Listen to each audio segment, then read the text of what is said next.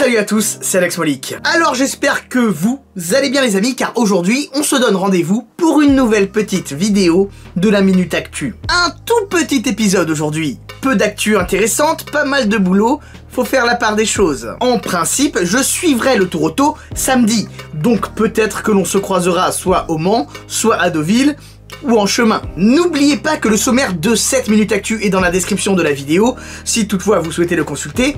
Et si vous aimez la vidéo, eh bien c'est tout simple, hein, on lâche un petit like, un petit commentaire, on partage la vidéo, c'est très important. Bref, 55e épisode de la Minute Actu. Au programme de cet épisode, nous allons notamment parler d'Aston Martin et de boîtes manuelles, de Koenigsegg et de maltraitance, ou encore, est-ce que Cristiano a-t-il réellement acheté la voiture noire de Bugatti?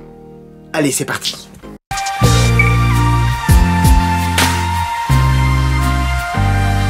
Vous l'aurez sans doute remarqué, mais ces derniers temps, Aston Martin fait régulièrement l'actualité. Tant ils sortent de nouveaux modèles, et tant ils font preuve de dynamisme. Alors, qu'on aime ou qu'on n'aime pas, là n'est pas la question, mais une chose est sûre, c'est que l'on ne peut pas leur reprocher d'être très certainement la société la plus active du moment. Car oui, Aston Martin a sorti encore un nouveau modèle. Cette fois-ci, il s'agit d'une Aston Martin Vantage AMR équipée d'une boîte manuelle à 7 rapports. Sous le capot, aucun changement. On retrouve le même bloc moteur, à savoir un V8 4 litres d'origine Mercedes AMG, mais c'est la première fois que celui-ci est associé à une boîte manuelle. Donc bon, petite prouesse technique de la part d'Aston Martin, quand même. D'ailleurs, le remplacement de la boîte auto par une boîte manuelle fait donc gagner 95 kg à l'auto. Alors certes, il suffit que je monte en passager et ton gain de poids, tu peux l'oublier. En tout cas, une chose est sûre, c'est que ce modèle va plaire aux puristes. Car en effet, mine de rien, les boîtes manuelles se font de plus en plus rares de nos jours.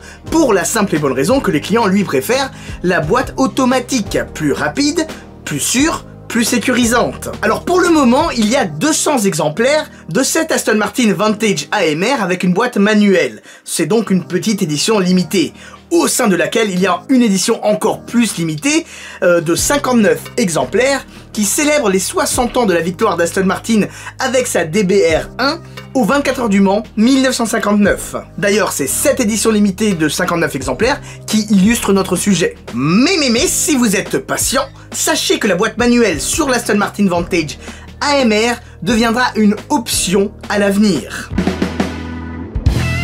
Parlons maintenant de Koenigsegg.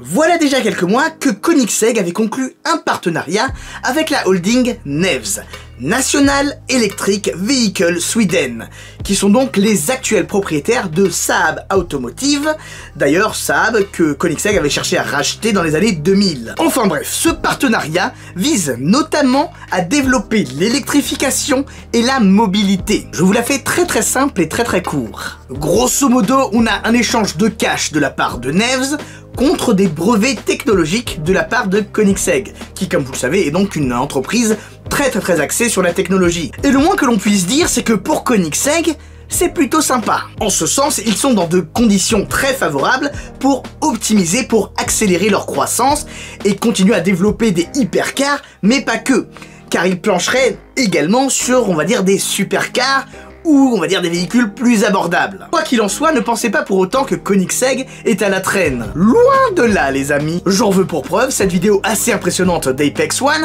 qui montre notamment le processus de développement de leur voiture. On y voit par exemple un proto de Regera se faire maltraiter. Je vous laisse regarder les images, disons que c'est quand même assez cruel et ça fait mal au cœur, a fortiori lorsque l'on connaît le prix et la rareté d'une Regera. D'ailleurs, dans cette vidéo, on apprend que chaque année, ce sont 16 véhicules qui font l'objet de crash tests chez Koenigsegg. N'oubliez pas qu'ils sortent environ 20 voitures par an, donc le ratio, il est quand même assez élevé. Donc Koenigsegg, petit constructeur certes, mais pour le coup, au moins, ils ont le mérite de faire les choses très bien et de mettre la sécurité en avant. Et pour finir, parlons un petit peu de cette rumeur qui a agité la toile. Cristiano Ronaldo, superstar mondial et actuellement joueur de foot professionnel à la Juventus de Turin, aurait, semble-t-il, apparemment acheté ou racheté la Bugatti, la voiture noire. Oui, celle-là même qui avait été présentée à Genève en mars 2019. Bon, Alors, bien évidemment, si vous voulez mon avis personnel et ça n'engage que moi, il s'agit quand même de gros bobards. Les médias ont juste balancé cette rumeur pour avoir votre attention. Un petit peu comme ce que j'ai fait avec le titre de cette vidéo, quoi. Mais bon, le contenu est derrière, donc ça va. Pardonnez-moi, s'il vous plaît. Enfin bref, c'est du gros n'importe quoi, car tout laisse suggérer que ce serait plutôt Ferdinand Piëch, l'ex-gros patron de Volkswagen, qui l'aurait acheté. Puis bon, Cristiano Ronaldo, il aime bien les voitures, certes. D'ailleurs, il a une Bugatti Chiron. Je vous conseille d'ailleurs d'aller voir la petite vidéo que j'avais faite à ce sujet sur les voitures de footballeurs. Allez-y, c'est juste ici. Cliquez. Mais bizarrement, je le vois pas spécialement être un grand fan de la Bugatti Type 57 SC Atlantique au point de mettre plus de 10 millions d'euros là-dessus. Pas certain que le folklore autour de cette auto soit dans sa liste de priorités. Donc voilà, c'est du grand n'importe quoi, ce sont de gros bobards, ne croyez pas tout ce que vous lisez sur internet. Même avec ce que je vous dis d'ailleurs, quand bien même je fais très attention, je ne suis pas infaillible. Gardez votre esprit critique tout le temps. Passons maintenant au Comes Time.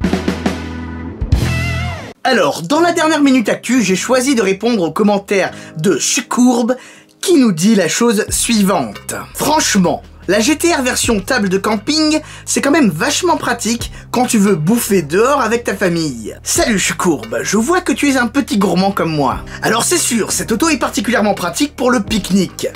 Mais en statique, car avec plus de 2000 chevaux officiellement et limité à 1800 bourrins, ça doit quand même faire un de ces boucans. D'ailleurs, pour la petite anecdote, ça ne mange pas de pain, elle va participer à la Jaguar Simola Hill Climb, une course de côte en Afrique du Sud, du 2 au 5 mai.